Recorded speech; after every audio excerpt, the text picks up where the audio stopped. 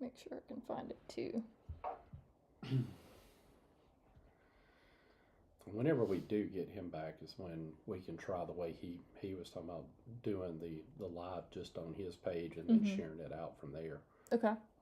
And it should be. But I told him, I don't see a point in us doing it until you're back. Right. That way. Yeah, there it is. Let's go to all the groups and get it in those first and foremost.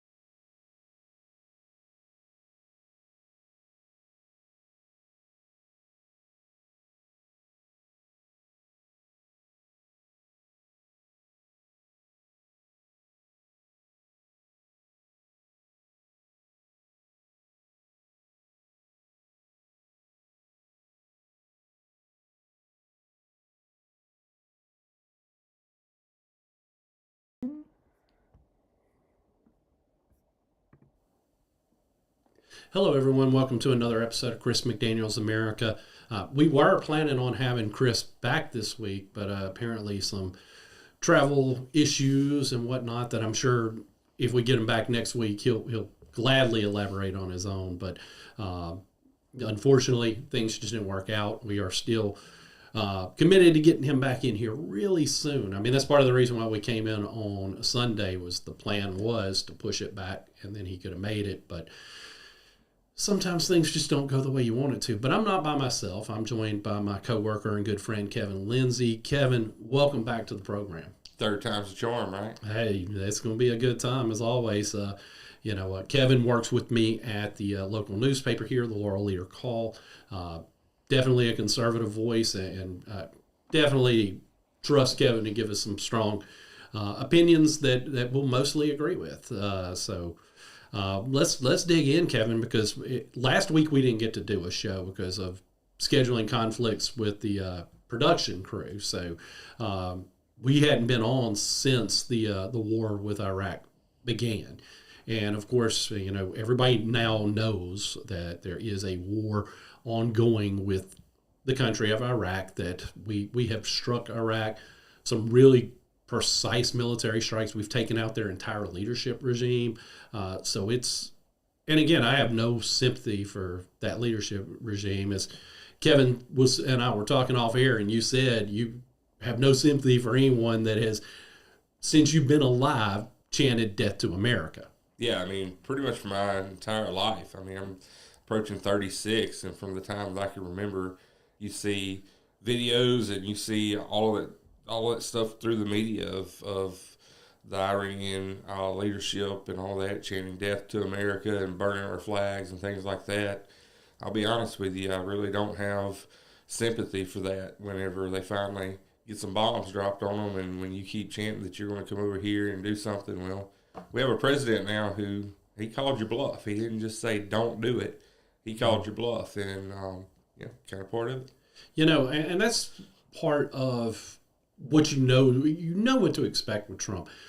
There's some saying he's fallen into the warmongering brigade. I don't necessarily think that's that, because he told us during the election that, a direct quote, and I'm going to paraphrase it to avoid but he said that we're going to bomb the bleep out of them. Yeah. And he said it up front if they kept pushing. And of course, last year we had the strike on their nuclear sites, but they didn't stop. Mm-hmm. So they were still trying to progress in that. Do I think that if it escalates to the point of boots on the ground, I would prefer to let Israel's forces be the boots on the ground, because I'm quite frankly tired of sending young American men to die on foreign soil in wars that really aren't anything to do with us. Right. But you could make the argument that Iran does have something to do with this, because if they ever had achieved nuclear capabilities, they would have 100% tried to use it on Iran. They would 100% use it on Iran.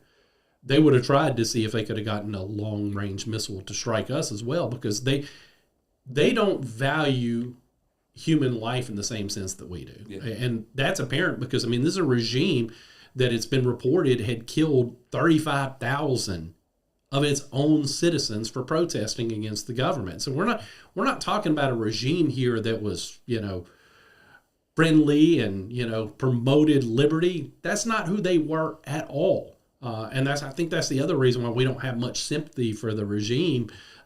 Of course, you know enough about the Middle East region. It is so, anytime there's something like this happens, it becomes very volatile on what could happen next. And I think that's where some of the concern comes in, because, I mean, if they don't get a hold on who's going to be the next regime, who's going to be in charge, it's very likely to be another Muslim extremist. Yeah, I think that's one thing that I've watched over the past week or so that I've actually been commending Trump on, is he's like, hey, we're going to find someone who's going to get this under control, or if not, we're just going to keep taking out is it the Ayatollahs that he keeps talking about, right? Yeah. And, I mean, honestly, I think that's what's needed. We have some of our people over here in the States who are protesting that we're bombing Iran, and yet you've got people who are actually cheering it on in Iran, and they're thankful that the leadership has changed, because they understand what a true fascist, communist, whatever label you want to put on them, they understand what that extreme regime has done to them. And I think it's pretty ironic that we have Americans over here that are so privileged that they're actually protesting that going on, while there are Iranian people over there praising what the U.S. and what Israel has been able to do, taking out the Ayatollahs. Well, they're protesting a regime that would have murdered them for protesting. Yeah. I mean, the irony is not lost on any of us here. I mean, and sadly, we know that there are groups that are being paid by companies out of China to instigate these protests. These paid actors are not the ones we're talking about that we find. Now, don't get me wrong, we're disgusted with paid actors too, but let's be clear here, Kevin. We're mainly talking about these young people that are just too stupid and don't understand history. And I'm sorry if that's mean to anyone to say that they're stupid, but they are, because they've not taken the time to research the actual region. They're reacting. They're reacting to the paid protesters who are on the streets the minute it happens. I mean, they already were organized. So, I mean, they were hitting the streets like within an hour of it happening. That's not something that just happens. And these kids that are following along, whether it's because they see the protest and they want to be a part of it, or they've got some egghead professor somewhere that is giving them a ton of misinformation, they need to be smarter and go and look into what this regime is. These are the same people that go out and protest for, homosexual rights, for abortion rights and stuff like that. Those are the things that this regime would have murdered you over. Right. They would have had you put to death because they had little tolerance for 90%, maybe even 99% of what these liberals hold dear. And it blows my mind that they want to try to turn the Ayatollah into a martyr. Yeah. It comes from a place of ignorance. There's no other way you can explain it other than to say that they're ignorant. Yeah, I mean, at this point, they're just protesting out of sheer ignorance. I talked to you and Josh Nichols about, having a soon-to-be teenage daughter in just about a month, and she asked, why we were doing this, and simply, you go to YouTube for just a few minutes, and you can educate yourself pretty quickly, and after about 10 minutes of showing her, hey, there are people over there who are marginalized, who are persecuted, and all of this, and what America and what we're doing over there is trying to change this regime. It took her 10 minutes to understand that there are people over here that enjoy this. It's not just what you see or she sees on the 6 o'clock news from a liberal spun media of people protesting it, whenever you actually do some time and take some time to research, you quickly understood why that black Dorito flies across there. Yeah. You know, that's the first time I've heard a stealth bomber described that way, but I love it, Kevin. yeah, the black Dorito Yeah. flies. I actually have some friends. They live around the KC area, so they see a lot of the jets that fly out.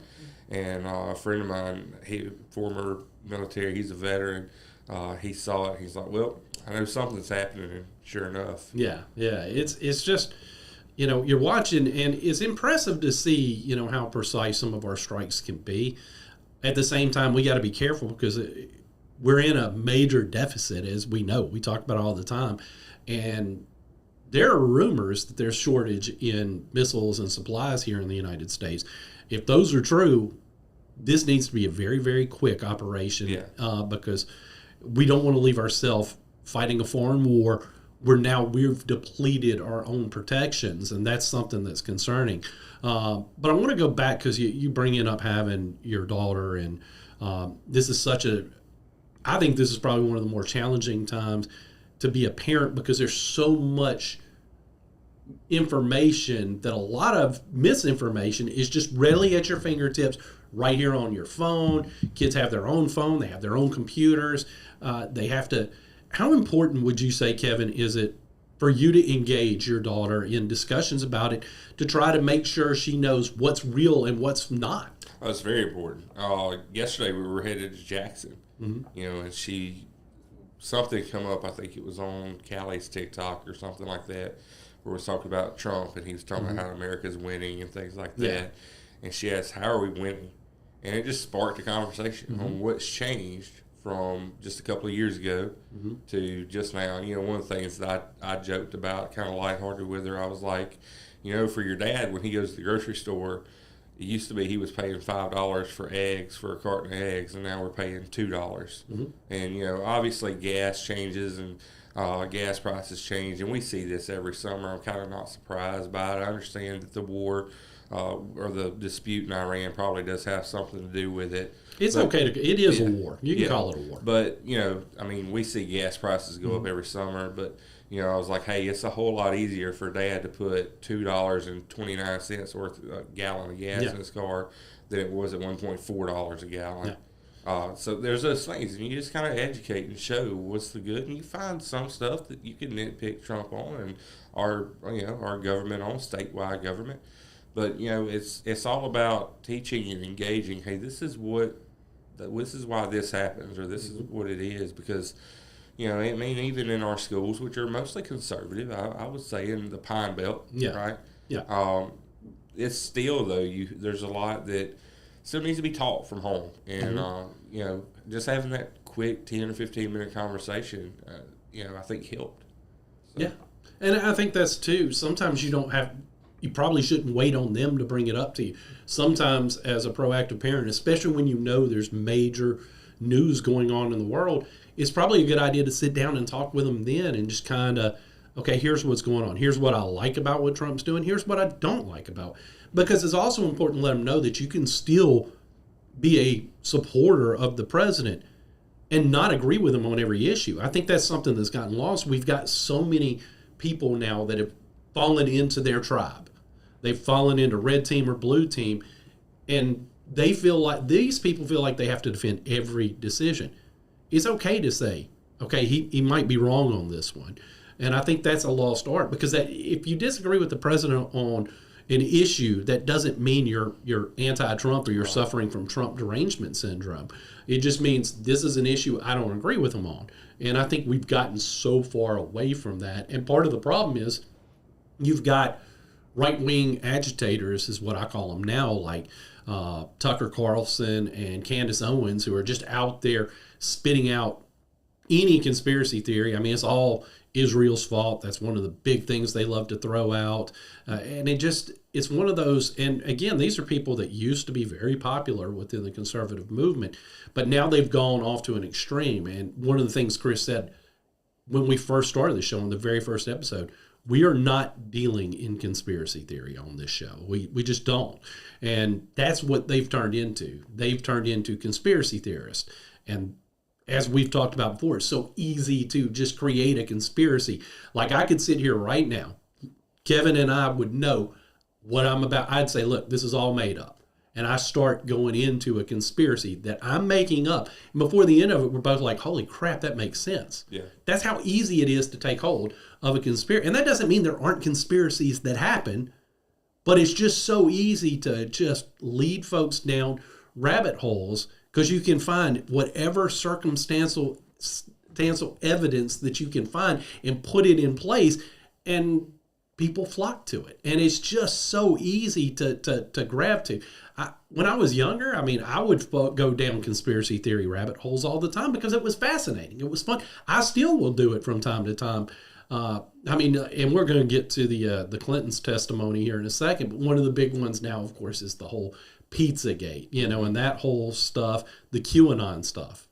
I don't buy into any of it because it just seems too fanatical. I just don't buy a lot of. Now, are there probably some half truths snuck in there? I'm sure there are. But I think it goes to the extreme when they start talking about people were eating babies or something like that. And that's one of the things that makes it even more difficult now, especially for people like you that are a parent, because you've got to contend with that. And when they see folks like Tucker Carlson, like Candace Owen, who were at one time faces in the conservative movement, faces in the MAGA movement, and they see them being hostile towards Trump and towards some of the policies, and in some cases they might even be right on some of it, but they lose a lot of their credibility because all the rabbit holes they go down. But that has to make it a little bit more, because I'm sure they see that and say, well, isn't he supposed to be on your side? And he's disagreeing. So I'm sure that makes another logistical nightmare for you in explaining the issues to your daughter. Yeah, I look at Tucker Carlson. I listen to him regularly. I used to. Candace was one that I would reference, not quite as much. She was always a little kooky. Yeah, she was always more extreme than what I preferred. I actually like Shapiro more than I did her. But no, I listened to Tucker quite often, and because he just seemed like even off air, seemed like just a genuinely good guy and pretty grounded. And over the past few months, it's just gotten to where, I hate to say it, but you kind of fall into the clickbait territory.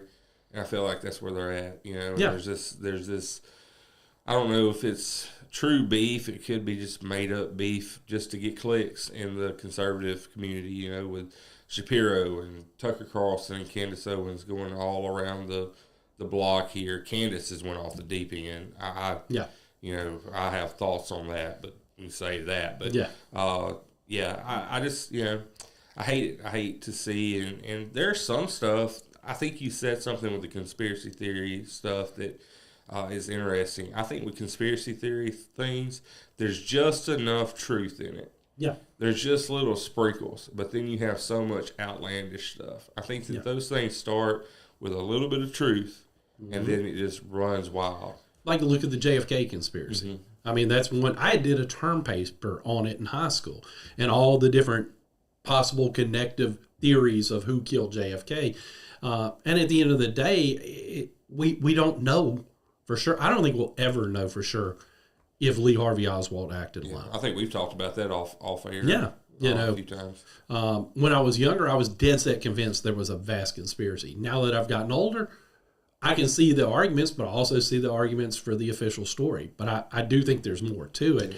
But it's just one of those fascinating stories. But it's taken on a life of its own. And you're seeing the same thing happening today, with these, like I said, I call them agitators now because I think that's what they're doing. And I think you nailed it. They're doing it for clicks. And I always thought Candace was a little phony, but she's definitely gotten way, way kookier. And like you said, that's a story for another day.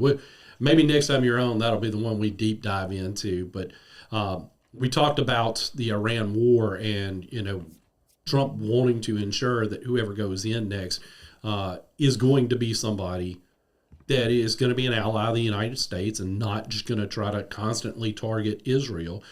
Trump said today that Iran's new leader is not going to last long without the U.S. approval. Here's what he said, Kevin. He said he's going to have to get an approval from us. If he doesn't get approval from us, he's not going to last that long. We want to make sure that we don't have to go back every 10 years when you don't have a president like me that's not going to do it. He said, I don't want people to have to go back in 5 years and have to do the same thing again, or worse, let them have a nuclear weapon. And, you know, I grew up, Kevin, with Reagan as I remember I was born when Carter was in office, but I was, relatively young when he left. So only thing I remembered about Jimmy Carter's presidency as a young child was that he was a peanut farmer and my dad didn't like him. That was all I could. Now, I've, of course, researched him since and know he's one of the absolute worst presidents we ever had. He's one of the ones probably responsible for the extremist Muslim regime that took hold in Iran. He projected weakness. Very similar to what we had the 4 years under Joe Biden and even the 8 years under Barack Obama. Nations knew that they could step on our toes because they knew they weren't going to face a fiery rebuttal. Well, when Reagan came into office and, beat Carter, Reagan's the first president I actively remember. And there was something about Reagan, too, as a child, because we were still living under that fear of a possible nuclear war happening any second. And there was just something about when Reagan came on and spoke that even as a young child comforted me. I felt better. But Reagan also, he didn't just talk. He was like Trump in the sense, if he tells you not to do something and you do it, he strikes. I mean, I remember the strikes on Libya and Gaddafi, because Gaddafi started waving his sword and Reagan went right in there and did an airstrike. And next thing you know, Gaddafi was irrelevant for several years. And it's just one of those things that, again, I don't like war. Mm-hmm. I don't want us to be involved in a war. But sometimes there are issues like this that just aren't going to go away because that's one thing that region understands more than anything else. Muslim extremists only understand force. They don't respect words. But if you strike them, you might get them more in line. That doesn't mean it's not going to be easy because, again, we've got a story, too, about an Iran-backed terrorist movement making threats that they might jump in to this conflict, and that's something that it goes back to why it has, because Iran was the biggest state sponsor of terrorism in the world, and to have this terror organization, the fact that they haven't jumped in, Kevin, tells me that they're probably scrambling too, because they probably lost some leadership and some backings, but they're still going to saber rattle, and that's definitely, and that's another reason why I hope we can avoid a long-term boots on the ground situation, because as we saw in Iraq, these terrorists will set up dirty bombs, and just take out troops wherever they can. And that's not something I have the stomach for. I don't have any children, but, I've talked about Chris's kids, who are like my adopted nephews, and Cambridge is at an age, and I don't think we're anywhere close to a draft being reinstituted, but let's say that this drug out and they did, I wouldn't want to see him forced to go over and fight for a foreign war. I mean, and I'm sure you feel the same way about your daughter. I mean, it's scary as a parent to kind of view the turbulent times that we're in. Yeah, for sure. Unfortunately, I had the pleasure of growing up as a kid with Clinton. And then we went from Clinton to Bush.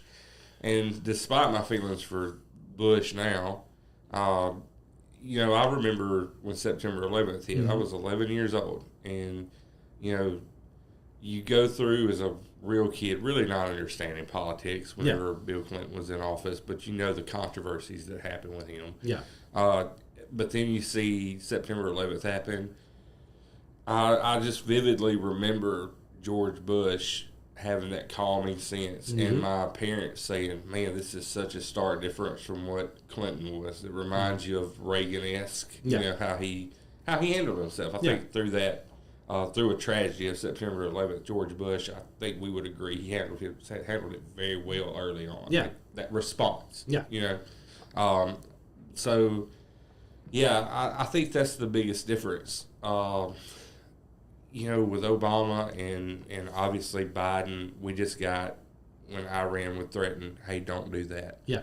And now with Donald Trump, he's striking people at 3 a.m. You wake up and airstrikes have been handled, and that's just the way it is. And I can remember my dad saying when George Bush Sr. was in the presidency, I think they done airstrikes in the middle of the night. Nobody knew anything, and it just happened just like that.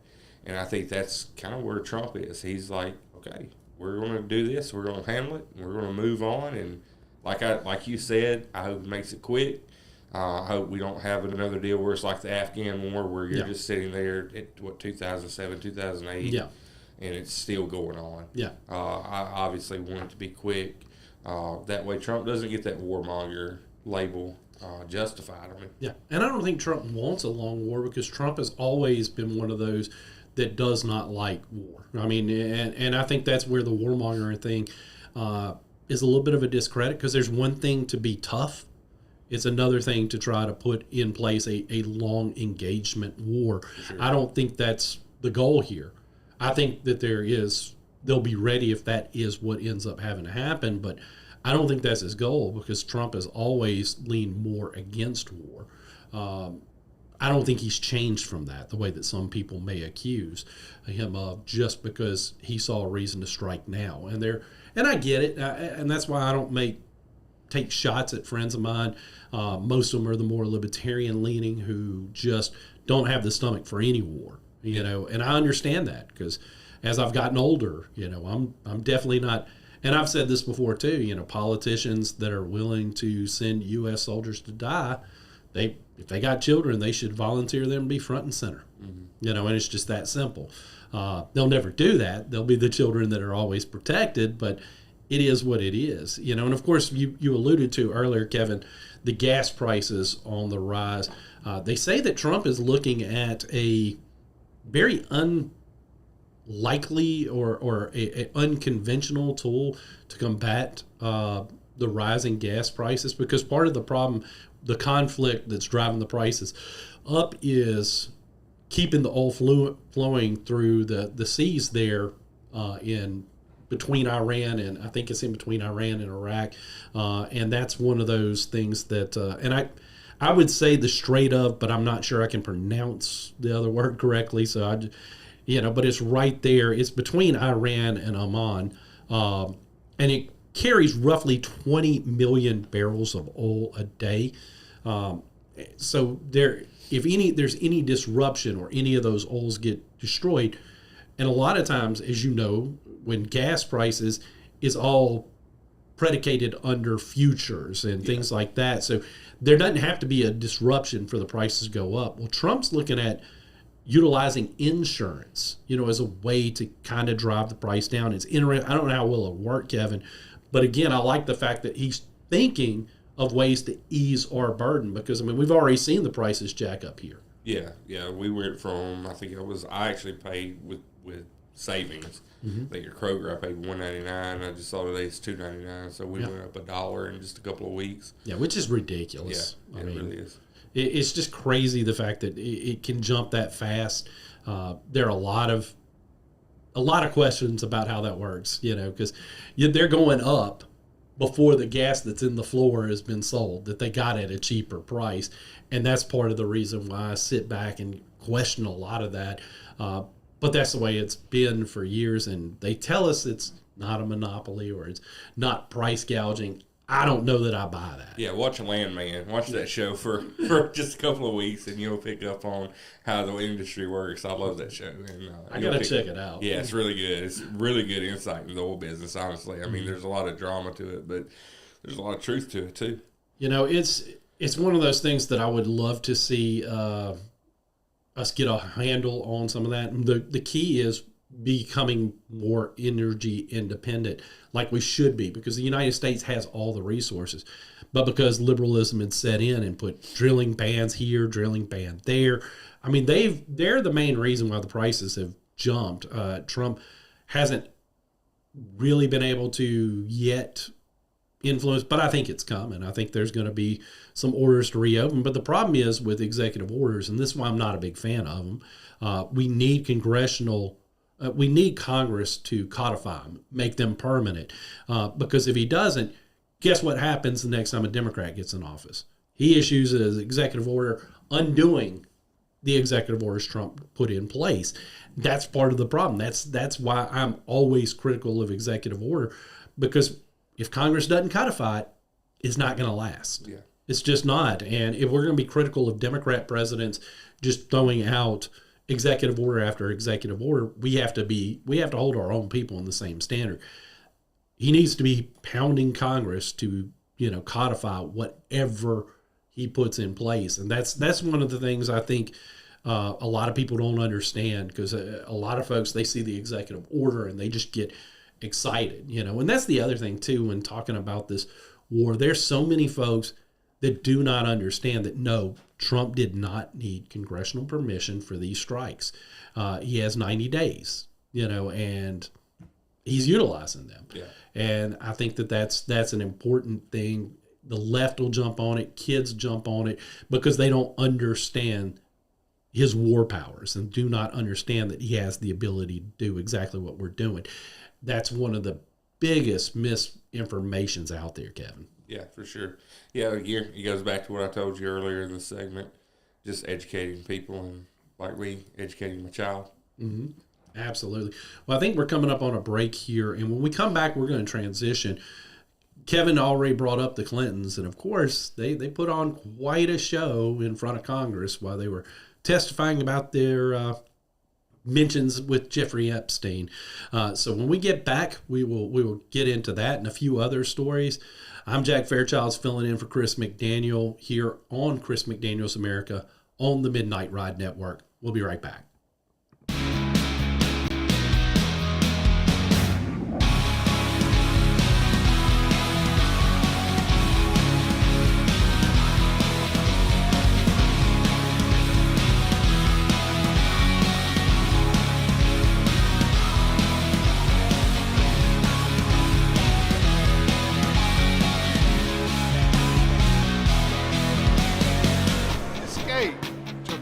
Resort.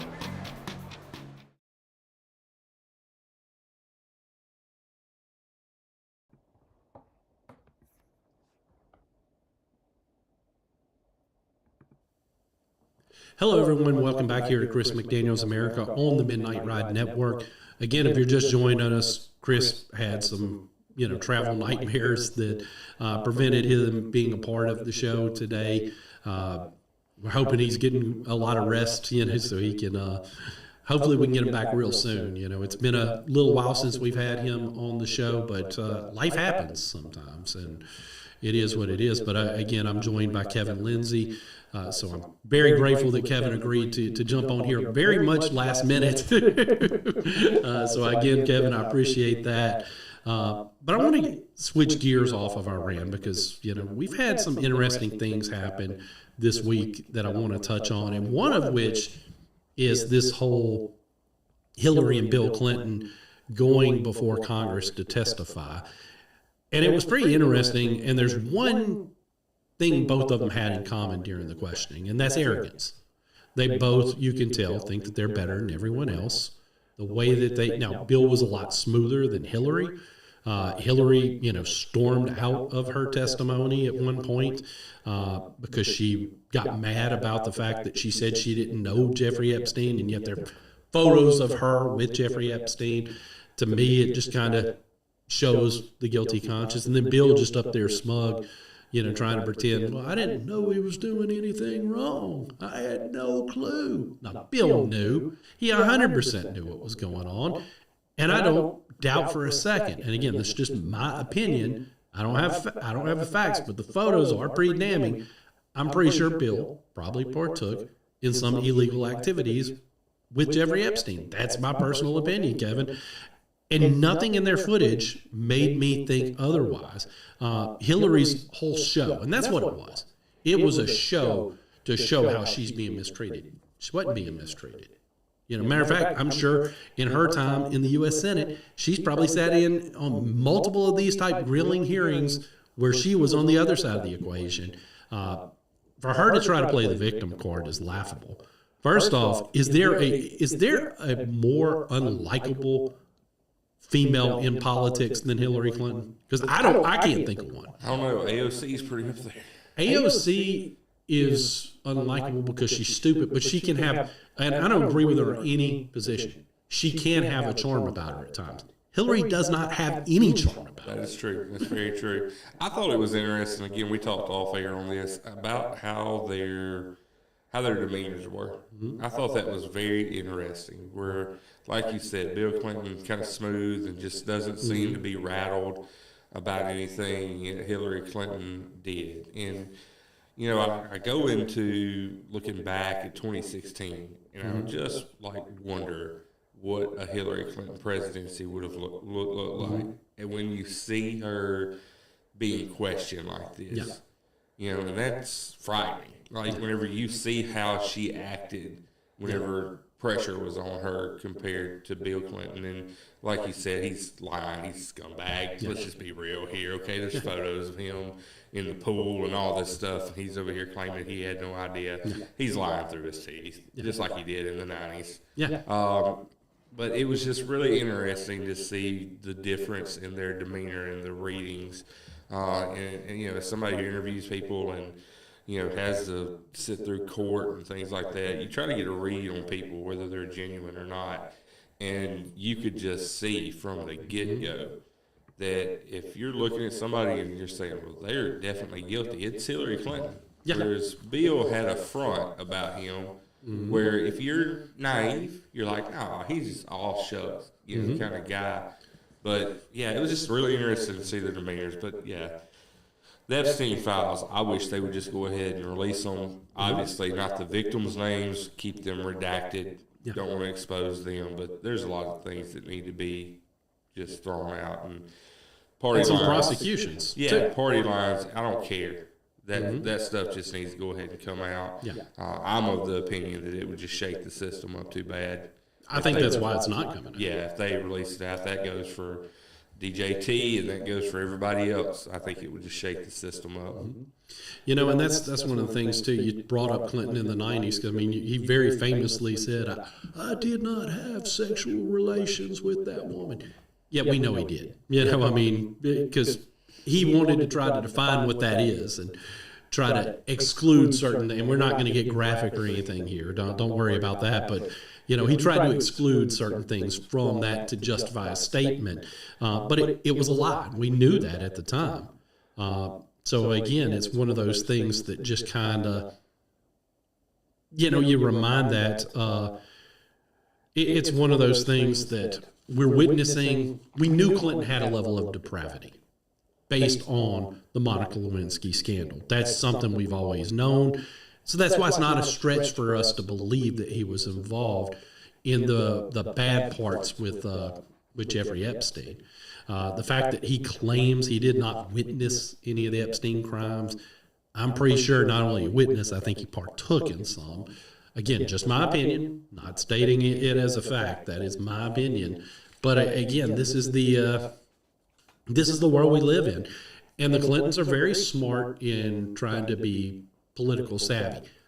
Hillary, I don't think, helped herself at all with the way she acted. But Bill, with that little all shucks, I'm just good old Bill up here, you know, from Arkansas. You know, I mean, he just gets all shucks about it. But even then, you could still tell he's not telling us all the truth, and that's one of the things that stuck out for sure. And I just, I'm with you. I want to see the files completely released.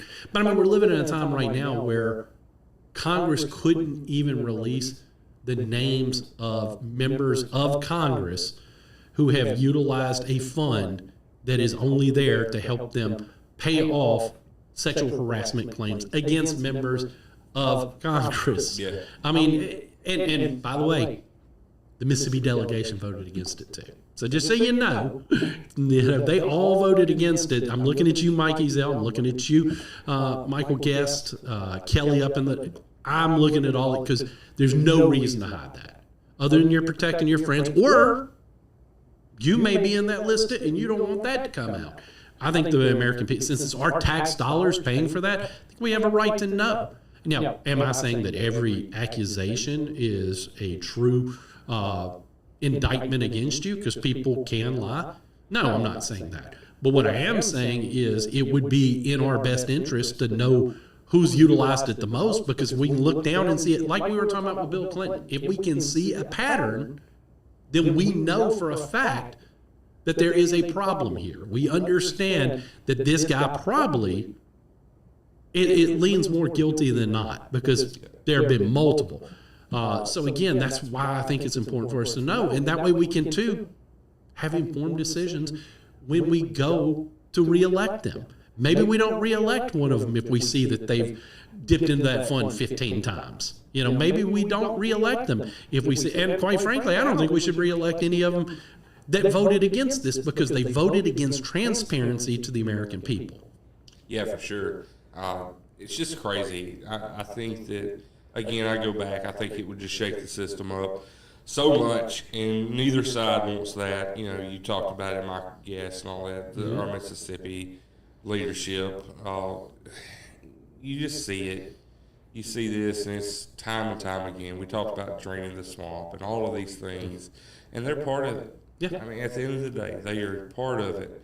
You know, going back with Hillary Clinton, she did nothing to help herself at all. Yeah. You know, you talk about the conspiracy stuff with Pizzagate. She was even getting defensive about that. She got defensive. I don't know if you saw it, where I think it was, I can't remember who it was, just said, hey, we're going to have a lighthearted question to start you off with. And he was talking about UFOs. Yeah. And she even got heated about that. And it was just crazy to me how she come off so defensive right from the jump. And like I told you, seeing that and then knowing that this woman could have been the leader of our country, oh my goodness. It's crazy to think about. You know, I thank God every day she wasn't elected. You know, same way I do about, you know, the last female Democrat nominee. And it has nothing to do with them being female. It's just they're female on the wrong side of the equation. And I think that, especially in the case of Hillary, the way that we've seen her conduct herself, I wouldn't want her anywhere close to the nuclear codes. Completely. Now, I don't think Hillary is dumb like I do Kamala. I do think Kamala Harris is not that bright. I think Hillary's actually a pretty bright woman. I just don't think she knows how to conduct herself in the correct manner. I mean, one thing we can thank Hillary Clinton for is, I think if the Democrats had a better nominee in 2016 than Hillary Clinton, I'm not sure Trump would have gotten the presidency. I'm just not. If you remember, they had a chance. They had a chance with Tulsi Gabbard, who eventually was accused of being a Russian spy by Hillary Clinton. And ended up moving to the Republican side, which I'm thankful for. You know, it's crazy, you know, when you look back at that stuff. But talking about crazy, too, President Trump this week fired Homeland Security Secretary Kristie Noem. Of course, we've seen the issues with, like, Kevin, I think you were on here when we were talking about some of the U.S. citizens that got killed, protesters who got killed by ICE agents. And while I think they were agitating to a point where maybe I won't say they got what they deserve, because I just don't think that's respectful. But they were agitators. They weren't just complying or doing what they said. And I think through that, you saw Kristie Noem kind of had tone-deaf responses to almost everything. Not just that. This was an overdue move, in my opinion. I don't dislike Kristie Noem as a person, and is there a large part of this that she could be the scapegoat on? Yes, I can acknowledge that pretty easily. But I do think it's a move that had to happen, because she's the face of the department. And if the department is getting black eye after black eye every week and she doesn't have a good response for it, at some point you got to cut the dead weight right here. And I think that's what Trump did. I think he had finally had enough of it and just said, let's move on from you. Yeah, I agree. I think that's kind of where it was at. I'm not as familiar with Noem in this whole situation. The one thing, that story that sticks out to me was her riff with the Coast Guard. One of the things that she had an issue with, I think she demeaned someone with the Coast Guard because they forgot a warming blanket for her as a personal item, and that came out. And I think she just kind of doubled down on it instead of saying, hey, I was in the wrong here. I could have went to Walmart and got a blanket. Yeah. She just, like you said, very tone deaf. And you know, we talked about it the last time, like you said, whenever I was on here, about being reactionary to these events that took place were two of our citizens, U.S. citizens, they were shot. And whether that was justified or not. You know, we talked about it. You said they were agitators. I agree with that. I think things could have went down differently, and they would probably both still be here. Yeah. But I do think, too, at the same time, as I told you, in my belief, is they're both image bearers. And, you know, I think whenever you make comments that, like you said, are tone deaf, then and you keep doing it, then that becomes a problem. So, yeah, I completely agree. I think that it needed to be done. I think we talked right before the show. I'm not sure who is set to replace her. I've never really heard of this guy. He's from Oklahoma. Yeah, I'm not as familiar with him. I think he's either in the House or he's a senator. I can't remember off the top of my head. But again, I think a new face would be very beneficial. I just don't want to see them cut back on enforcement against illegal immigration because we need to get it under control. We have to. It has been allowed to run rampant for far too long in our country. And unfortunately, there's some who are like, well, they should only focus on the violent criminals. Well, to catch those violent criminals, you're going to have to catch others. And I hate to say it, they are illegal aliens because they entered the country illegally. There is a process. We can have conversations about immigration reform and maybe trying to make a path to citizenship easier. But we can't even start to have that conversation until we fix the current problem. I'm 100% against a blanket amnesty for because you know what will happen? Ronald Reagan, this is one of the biggest mistakes of his presidency. He granted amnesty to illegal aliens. And Kevin, I don't know if you're familiar with what happened then, but what happened when they knew that amnesty was coming, and they knew, okay, this is going to come in at this, there was a bigger influx of people sneaking across the border so they could be blanketed into that amnesty. It's why it doesn't work. It's why it's a problem. And that's one of the things I don't want to see change about the way that we've been going about this, because I think we have to get it under control. And then we can start having conversations. If we know the border's secure and we've gotten the most of the bad element out of the country, you know, maybe then you have those conversations. But I don't think that you ever give amnesty, because you have people that came in and did it the right way. And why are we going to reward the folks who took the shortcut? I think what you need to do is reform the immigration policies and make an easier path for some of these people to become a citizen. I do think too that there should be some change. Like, I think English should be our national language, and I think if you're going to live in America, you should be proficient in it, because it is, even though we don't officially have a national language, it is pretty much our national language. I think it should be adopted as that. I think that's one of the immigration policies I would love to see, because I think that's long overdue.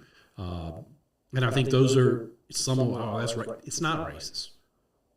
Most other nations have a national language, so it's not racist. You can still be a melting pot and have a national language. Doesn't mean a Mexican immigrant can't come in here and speak Spanish in their community. Doesn't mean that, but they need to understand English, because that's what most people in the country understand and speak fluently.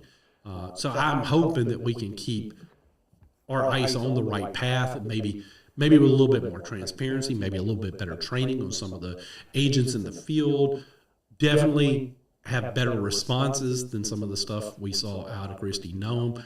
I think this is a positive. I know Noem has talked about how she has no ill will towards the president over this. I mean, matter of fact, he created this new position, you know, special envoy for the Shield of America for her after. So he's not just throwing her out and washing his hands of her, which is nice of him to do, because he could have been justified just say, yeah, well, you messed that up, so go. But that's not what he did. I think it's a tough job, the one that she was in. I just don't think she was ever the right person for it. Yeah, for sure. You were speaking on ICE, and it just kind of made me think. You were talking about transparency and all that with the ICE agents. I saw a video this past week, and there looked like 3 or 4 ICE agents, and we were talking about how you can handle situations better, right? And there was 3 or 4 ICE agents, and there was a woman filming out of her car, and she was just terrorizing these agents. And finally one of the agents comes, and he's got a picture of a guy. He's like, do you understand why we're here, why we're in your community? And she's loud and obnoxious, like, I don't care. And he's like, you better care, because there's an illegal immigrant that's at this residency who has been sexually assaulting underage children, and we've been looking for him, and we're here to get him. Yeah. And they eventually they did get him. But she's like, I don't care. I do not care. You guys need to leave. And I'm thinking to myself, in any other situation, if we had someone like that in my community and you had agents come, we would have no problem with that. And, there has to be on both sides some transparency, and there has to be give on both sides. And for people up there, I know, we can talk about how they're handling it, and I think in some situations they're probably over aggressive. But I also remember too of seeing the videos where you have protesters going to the hotel and yelling and throwing things, trying to keep them up. That is not what you want to do to people who are trying to sleep, who are already in a high stress situation. And on the same thing, going back to Noem, I think her, I don't want to say ignorance, but she could have handled things a lot better. Lack of experience. Lack of experience. She could have handled things a lot better and said, hey, if you wouldn't do this to these ICE agents, maybe they wouldn't have to react the way that they do. Yeah, I mean, the ICE agents are already on edge because of the way the protesters have acted in the first place, throwing stuff at them, trying to get violent with them. I mean, so I get it. I'm not excusing if it wasn't a justified means of force, but I'm saying that, we have definitely watched the left push them in ways that you wouldn't expect. I even saw somewhere, and again, I don't have the story in front of me, I hadn't verified, but I saw somewhere where they were saying that Tim Walz in Minnesota is wanting to prosecute Kristie Noem over that stuff, which is absurd. Tim Walz needs to shut up. I mean, you do realize, Tim, that you're a part of one of the biggest welfare scandals in the history of our nation, where a foreign government was stealing billions of dollars from your state, utilizing your policies. So maybe you should focus on your own crimes, Tim, and not worry about somebody else. Yeah, for sure. Walz is one to talk. Yeah. Now, we've only got about 7 minutes or so left in the show, but I do want to get into the SAVE Act, because the Save America Act that has really become a war that should not be a war. It's a war within the Republican Party that is so frustrating, because this is not a bad bill. I mean, making it a national law that you have to show your ID to vote and show your proof of citizenship. There's nothing racist about it. This should be common sense, because we don't want illegals voting on our elections and influencing our elections. We show our ID for so many other things. So I don't understand why this is. It racist, Kevin, when you go to a department store to make a purchase, and then before they'll take your credit card, they ask for your ID as a security measure? There's nothing racist involved in that.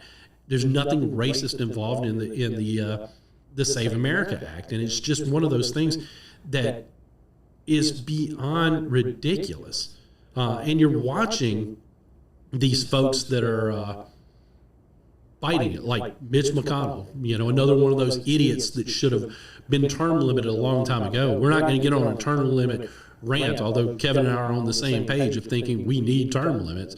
And the other morning, Kevin, I went on to one of our local stations, and I brought up term limits, and they quoted somebody else, a host on that network, that often says, well, we have term limits if people just turn out to vote. And I'm like, That's the dumbest thing, because incumbency grants you a very unfair advantage. You have way more money, and anybody that throws that out there as a legitimate argument against term limits is being fundamentally dishonest with you. And I'm just here to tell you, there's no comparison, because incumbents have a leg up. We're going to see that on Tuesday, because we've got some incumbents that I think most of the folks in the know aren't that happy with, but because they have bukus of money, they can make their challengers look way too scary.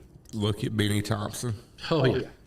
I'm looking at Cindy Hyde-Smith, and I'm looking at some of the – it's not just the Democrats. I mean, it's the power of incumbency doesn't matter your party. You already have a war chest before your opponent. I would love to see a salary cap for elections. You can't spend over a certain amount, but I don't know how feasible that is. But back to the SAVE Act, this is one of the most common sense things, and to see McConnell and them doing everything they can to block it just shows that they are okay with the corruption. They're okay with cheating. And I have a problem with that. This is not a red or blue argument, obviously, because McConnell's allegedly a Republican, but he's a rhino, as we know. But I do like something that Trump did, because Trump has come out and he's now saying that he vows to block on signing new laws until the Save America Act passes the Senate. And I think that is a bold approach, and I hope that it pushes Congress in the right direction, because it's absurd that we're actually arguing common sense legislation like this. Yes, I don't understand it. If I go to a restaurant and order a drink, I'm going to have to show my ID. You still do? Yeah, I still do, even with the gray hair. Which I don't blame a waitress. Look, I'm a few years older than Kevin, and I have still been ID'd at certain places. Hey, I don't blame a waitress. You have. Look, as you get older, you're flattered by it. Yeah, for sure. I mean, if you want to go buy a pack of cigarettes or wintergreen snuff like I did back in my 20s, whenever I did, you have to show your ID. Yeah. And if you're going to vote in this country, which is a privilege to be able to do, showing your ID shouldn't be too hard. I bet our off-camera producer still gets carded regularly, would be my guess. Sure. and the way she grinned when I said it, I'm pretty sure that's accurate. But I mean, you shouldn't be offended by it. There are times where, like, if I'm just at a grocery store and getting a 6-pack of beer and they ask for ID, I look at them like, really? I'm like, pretty sure you can look at me and tell, But at the same time, I'm not going to make a stink about it, because it's not that big of a deal. You usually have your ID on you anyway, or you should, because I'm assuming you drove to the store. Right. Of course, nowadays with you've got Apple Pay, you've got different credit cards on your phone. There are times you may think, oh, I don't need my ID. Well, you know what? If you make that choice, understand that don't try to purchase one of the things you might need your ID for. When I worked in retail, I was one of those that if I had to work a register, I was asking for your ID every time you paid with a credit card, because I wanted to ensure the person with the card was the person making the purchase. I didn't want fraud to happen to Kevin's card, so I took that extra. And that was technically part of the store policy. Now, there were employees that didn't follow it, but I was one of those. And this goes back to why it's just common sense. Because, again, and this tells you that both Republicans and Democrats have utilized the cheat. We know firsthand here in Mississippi, because we've seen the cheat in play. And they don't want transparency. They don't want fair elections, because they want to be able to utilize the cheat when they can. Again, going back to what we were talking about incumbents, to protect the incumbent if needed. And that's just a shame. If you're a Republican and you're not lining up to vote for the SAVE Act, just go ahead and switch parties, because you're not a Republican. And that's part of the problem that we have in this country is and this is why I tell people all the time, you got to look past red team and blue team. You got to look at the individuals, because there are a lot of people that have switched parties. In that, when Barack Obama got elected, especially here in the South, a lot of Democrats realized if I'm tied to that party, I can't get elected. So they switched parties. But you know what they didn't switch, Kevin? Their ideology. Right. They were still liberal to their core. They just switched because it was the opportunity. And the party never holds them accountable for it. It's part of the reason why I quit my involvement with the Republican Party is because I got so sick of them celebrating, oh, we got so-and-so to switch parties. Great.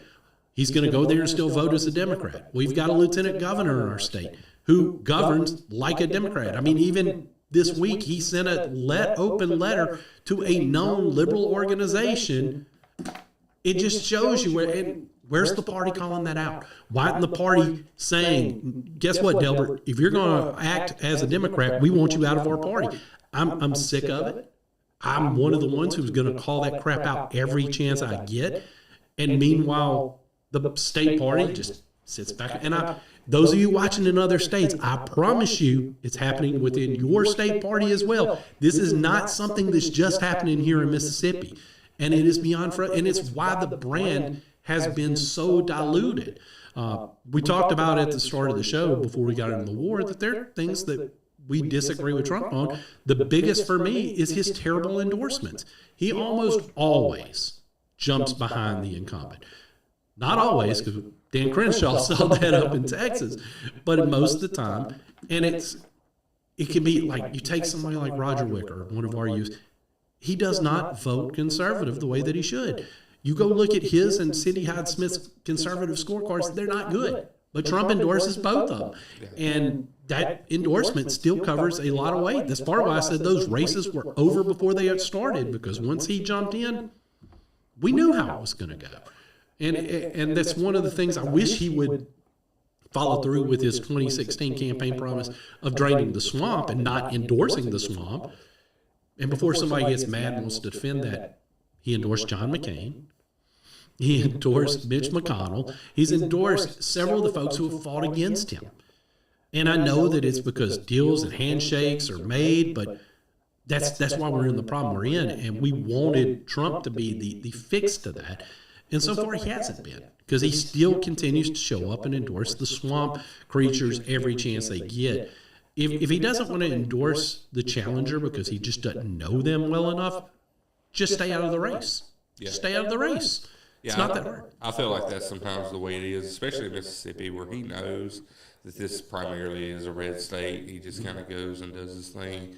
I'm like you, though. I wish he would just take some time instead of scrolling through and just take some time and get informed. Yeah, I mean, it's so hard, and our electorate is so uninformed itself that that's what leads to this incumbency protection that we've talked about.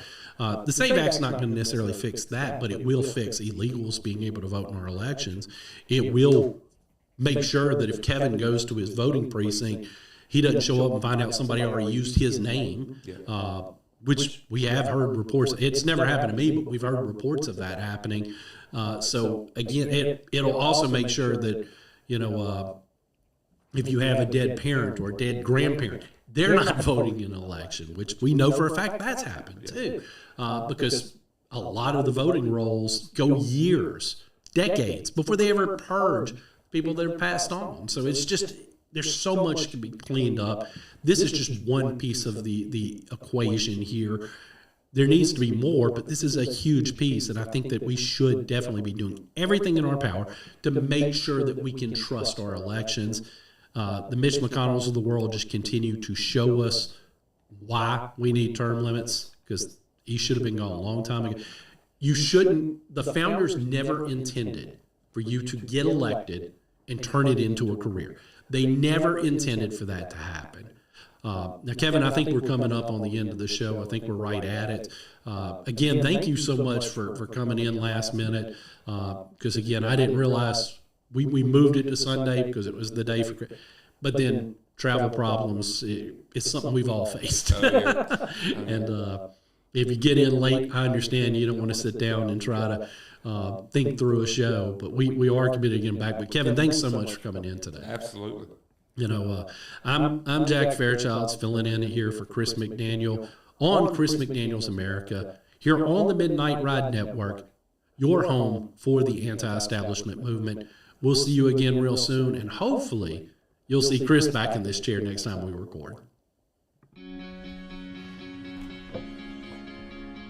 Looks like you've been sleeping well. Megan, he's back. The My Pillow guy. And you're looking good. Still feeling good. Well, just when you thought it couldn't get any better, we've got the best pillow ever. My Pillow 2.0. Wow, it's so soft and smooth. It's cool to the touch. How did you do that? Well, we took My Pillow's patented fill and combined it with this new technology that we didn't have back then when I invented My Pillow to bring you the best pillow in history, My Pillow 2.0. Just like all of you, I never imagined that My Pillow could get any better. That's why I haven't changed it in nearly 20 years. Then I heard about a revolutionary new technology, and I knew I had to bring it to you all. My Pillow 2.0 is truly the next generation of My Pillow. The My Pillow 2.0 is cooler and softer than the last My Pillow. It is so comfortable to sleep on at night. I look forward to going to bed, and I wake up well rested in the morning. Sleep is all about temperature and height. My Pillow 2.0's patented adjustable fill is going to give you the exact individual support you need from your head to your bed. And now here's where it gets even better. We've all experienced those temperature-related sleep interruptions where you get too hot, you toss and turn, you flip your pillow over to the cool side. Well, all that's gone with my brand new My Pillow 2.0 cooling fabric that's made with temperature-regulating thread. The best sleep just got even better. Whether you have a MyPillow or not, you need to get the brand new MyPillow 2.0. Call or go to MyPillow.com now. Use your promo code, and for a limited time when you buy one, you'll get a second one absolutely free. You're sleeping even better. And cooler, too. And you're looking good. Feeling good. I knew you would. Visit mypillow.com. Way that they play them.